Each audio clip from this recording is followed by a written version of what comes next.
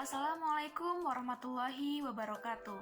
Yang terhormat Bapak Rinaldi Rizal Putra, Sarjana Pendidikan, Master of Science, Ibu Dr. Diana Hernawati, Sarjana Pendidikan, Magister Pendidikan, dan rekan-rekan semua yang saya banggakan. Puji dan syukur marilah kita panjatkan kehadirat Allah SWT. Shalawat beserta salam semoga terlimpah curahkan kepada Habibana wa Nabiyana Muhammad Sallallahu Alaihi Wasallam, kepada keluarganya, sahabatnya, dan para tabi'ut tabi'innya. Dan semoga kita semua termasuk ke dalamnya. Amin ya rabbal alamin. Baik, di sini kami akan membahas mengenai alga hijau atau chlorophyta. Baik, akan saya bacakan dulu runtutan acaranya. Yang pertama itu ada pembukaan, yang kedua pemaparan materi, yang ketiga kesimpulan, dan yang terakhir adalah penutup. Di sini saya akan memperkenalkan anggota kelompoknya terlebih dahulu. Ada saya sendiri, Arinis Timoharomah, kemudian Mila Oktavia, Mita Agustiana, dan Nida Kotrunada. Baik, untuk mengefektifkan waktu, marilah kita ke pemateri yang pertama, yaitu Saudari Mita Agustiana. Kepadanya disilahkan.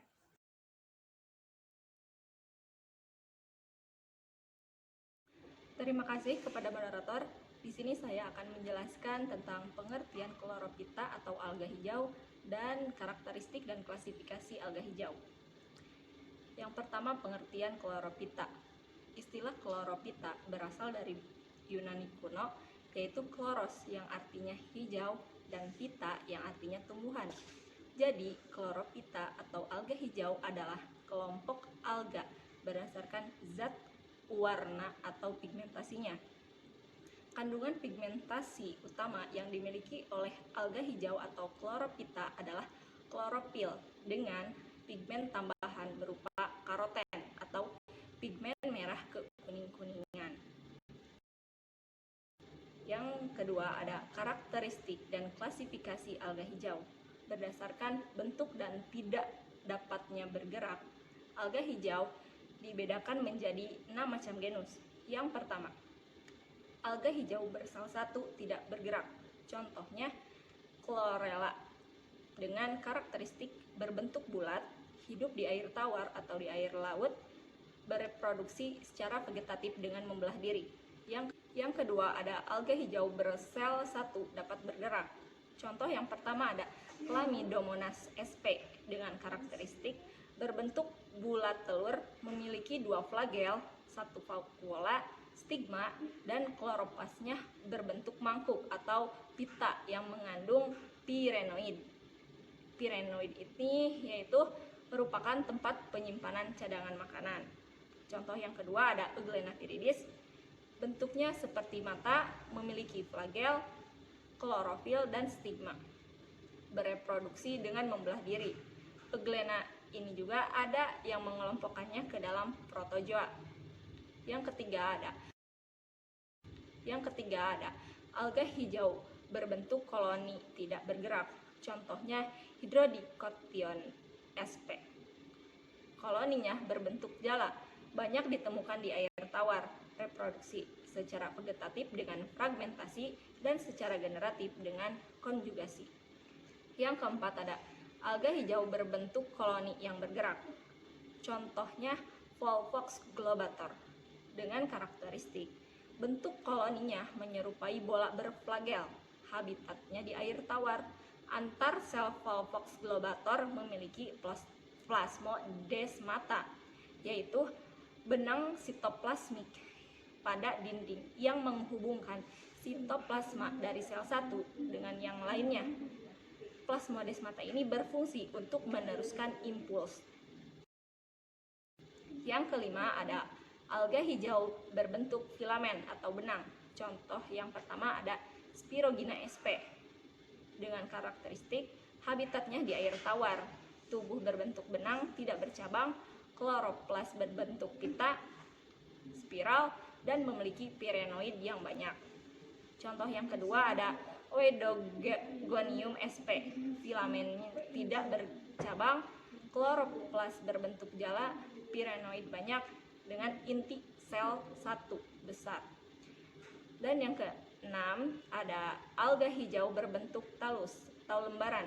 Contohnya Ulva lactua atau selada laut. berbentuk lembaran seperti daun, dan hidup di laut menempel pada batu.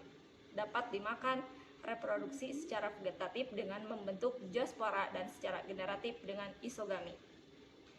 Sekian yang dapat saya sampaikan, saya kembalikan kepada moderator. Terima kasih kepada Saudari Mita Agustiana yang telah memaparkan materinya. Selanjutnya akan dipaparkan oleh Saudari Nida Kotunada. Kepadanya disilahkan. Terima kasih kepada moderator. Selanjutnya saya akan menyampaikan materi mengenai ciri-ciri dari alga hijau. Ciri yang pertama yaitu alga hijau selnya eukariotik karena inti sel telah memiliki membran, yaitu sel berinti sejati atau nyata. Alga hijau ada yang uniseluler dan ada pula yang multiseluler. Ciri yang kedua, alga hijau tubuhnya berwarna hijau karena mengandung klorofil yang sangat tinggi yang terdapat dalam kloroplas. Sel mengandung kloroplas yang berisi klorofil A, klorofil B, karoten, dan xanthofil. Bentuk kloroplasnya bermacam-macam, ada yang seperti mangkuk, spiral, bintang, jala, dan ada pula yang seperti busa. Selanjutnya, bersifat autotrof, yaitu menghasilkan makanannya sendiri dengan cara berfotosintesis menggunakan klorofil. Hasil fotosintesisnya berupa amilum dan lemak yang disimpan di dalam pirenoid. Selanjutnya, bentuk tubuh tetap dan bervariasi. Ada yang bulat, bentuk filamentus atau bentuk benang, lembaran, dan ada yang menyerupai tumbuhan tingkat tinggi. Selanjutnya, alga hijau ada yang hidup soliter, berkoloni, dan ada juga yang membentuk simbiosis dengan organisme lain. Salah satu contoh simbiosis mutualisme yang terkenal adalah simbiosis antara chlorophyta dan fungi, membentuk lichenes atau lumut kerak. Selanjutnya, ciri yang selanjutnya yaitu memiliki flagela sebagai alat gerak. Pada ganggang hijau dan motil atau dapat bergerak, memiliki dua flagela yang sama panjang. Yang terakhir, alga hijau hidup di air tawar, air laut, dan tanah yang lembab. 90% chlorophyta hidup di air tawar dan 10% hidup di laut sebagai plankton atau bentos. Yang hidup di tanah, alga hijau menempel pada organisme lain. Selanjutnya, ada cara reproduksi dari alga hijau. Yang pertama, aseksual atau vegetatif, yaitu dengan cara membelah diri. Patahnya talus, yaitu semacam bentukan atau pigmen menjadi dua atau lebih. Dan setiap patahan akan tumbuh menjadi individu baru. Misalnya, chlorokus, yaitu membelah spora dan tumbuh menjadi tumbuhan baru. Misalnya chlorella. Dan spora berflagel disebut zoospora pada alga yang berbentuk filamen. Pembelahan aseksual bisa juga dilakukan dengan cara fragmentasi, yaitu dengan pembentukan zoospora maupun aplanospora yang memiliki flagel sehingga dapat bergerak atau berpindah. Cara reproduksi selanjutnya secara seksual atau generatif. Secara seksual ini berlangsung dengan konjugasi, yaitu bersatunya individu yang berlainan jenis dan hasilnya berupa suatu zigospora. Reproduksi secara seksual ini pada dasarnya dilakukan dengan pembentukan sel-sel gamet yang bersifat haploid. Sel-sel gamet akan melebur membentuk zigot berflagela 4. Selanjutnya, alga hijau bereproduksi secara seksual atau generatif. Secara seksual ini berlangsung dengan konjugasi, yaitu bersatunya individu yang berlainan jenis dan hasilnya berupa suatu zigospora. Reproduksi secara seksual ini pada dasarnya dilakukan dengan pembentukan sel-sel gamet yang bersifat haploid. Sel-sel gamet akan melebur membentuk zigot berflagela 4, kemudian memasuki fase istirahat yang ditandai dengan menghilangnya flagela. Meiosis terjadi di akhir fase tersebut dan menghasilkan 4 sel haploid.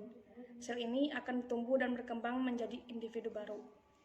Secara seksual bisa dilakukan dengan 3 cara, yaitu isogami.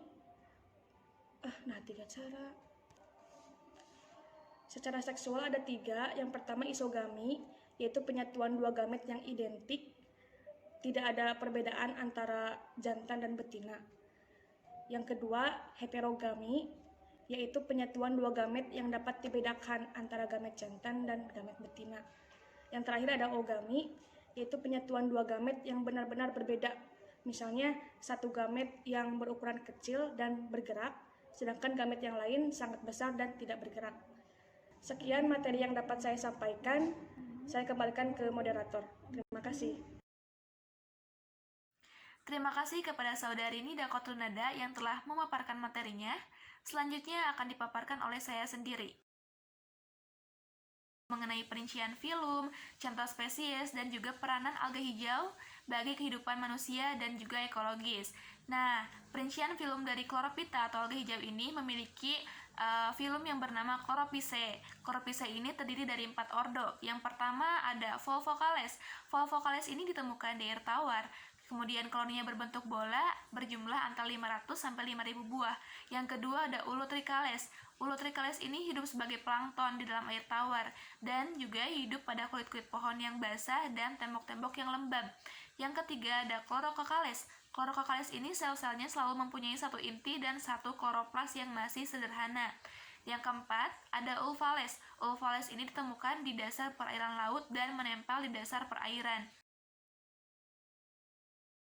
Kemudian untuk contoh spesies alga hijau sendiri ada beberapa ya, di antaranya yang pertama ada Chlamydomonas.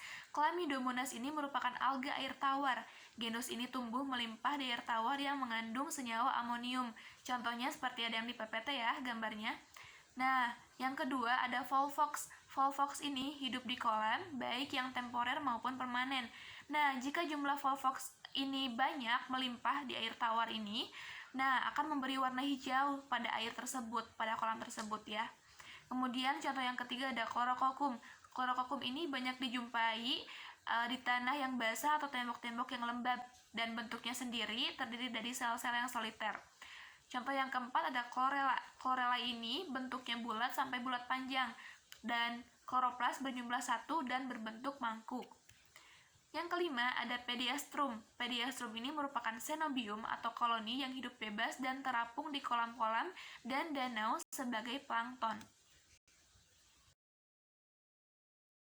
Kemudian apa saja sih peranan alga hijau?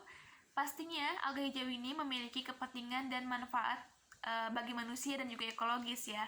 Nah, peranannya bagi kehidupan manusia itu antara lain digunakan dalam penyelidikan metabolisme di laboratorium, juga dimanfaatkan sebagai bahan untuk obat-obatan, bahan kosmetik, dan bahan makanan.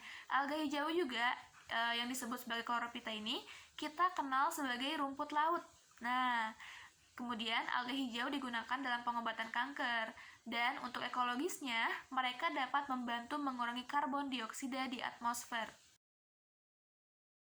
Mungkin cukup sekian pemaparan dari saya. Selanjutnya akan dipaparkan oleh saudari Mila Octavia. Kepadanya disilahkan. Terima kasih kepada moderator. Saya akan melanjutkan materi mengenai perkembangan penelitian terkini. Yang pertama yaitu alga hijau sebagai bahan baku produksi biogas. Nah, bahan utama yang digunakan dalam penelitian ini adalah rumput laut Ulva sp yang berasal dari perairan Makotabi, Sulawesi Tenggara. Rumput laut yang diperoleh dalam bentuk kering kemudian menjadi bahan utama produksi biogas, dianalisis kandungan total nitrogen, lignin, dan total organik karbon. Perkembangan penelitian terkini yang kedua yaitu alga hijau dapat mengurangi karbon dioksida di atmosfer. Nah, para peneliti mengumumkan pada Januari 2009 bahwa peranan alga hijau dapat mengurangi karbon di atmosfer. Nah, saat glister meleleh, besi diperkenalkan ke laut. Nah, hal inilah yang dapat memicu pertumbuhan alga yang dapat menyerap karbon dioksida dan menjebaknya di dekat dasar laut. Kemudian, perkembangan penelitian terkini yang ketiga yaitu biofuel berbahan baku alga hijau. Nah, jenis alga yang diteliti untuk memproduksi biofuel ini adalah mikroalga, yaitu alga dengan diameter sel kurang dari 0,4 mikrometer.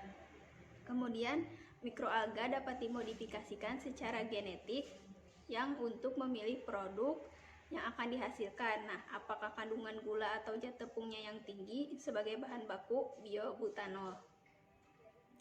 Kandungan karbohidrat pada alga dapat diproses dengan biofinery untuk menghasilkan bioetanol atau biobutanol. Nah, di sini peneliti menunjukkan bahwa jika butanol dicampurkan pada gasolin dapat meningkatkan kinerja gasolin dan memberikan daya tahan terhadap korosi yang lebih baik. Jadi, materi kali ini dapat disimpulkan bahwa alga hijau atau Chlorophyta merupakan kelompok alga berdasarkan cat warna atau pigmentasinya. Pigmen klorofil jumlahnya banyak sehingga alga ini berwarna hijau. Nah, dapat diklasifikasikan juga berdasarkan bentuk dan dapat tidaknya bergerak. Dengan demikian, alga hijau dibagi menjadi 6 macam genus, yaitu alga hijau bersel 1 tidak bergerak, kemudian alga hijau bersel 1 dapat bergerak, kemudian alga hijau berbentuk koloni tidak bergerak, kemudian alga hijau berbentuk koloni yang bergerak, dan alga hijau berbentuk filamen. Kemudian yang terakhir, alga hijau berbentuk talus. Sekian yang dapat saya sampaikan. Saya kembalikan kepada moderator. Terima kasih kepada saudari Mila Octavia yang telah memaparkan materinya. Alhamdulillahirrahmanirrahim. Presentasi dari kelompok Chlorophyta atau alga hijau ini telah selesai disampaikan. Mungkin cukup sekian dari kami, kurang lebihnya mohon maaf. Dan terima kasih kepada rekan-rekan semua yang telah menyaksikan video presentasi dari kami. Semoga bermanfaat, khususnya bagi kami pemateri sendiri dan juga umumnya bagi kalian semuanya. Amin ya rabbal alamin. Mungkin ditutup saja dengan doa, Rabbana atina fid dunya hasanah wa fil akhirati hasanah wa qina azabannar. Wassalamualaikum warahmatullahi wabarakatuh.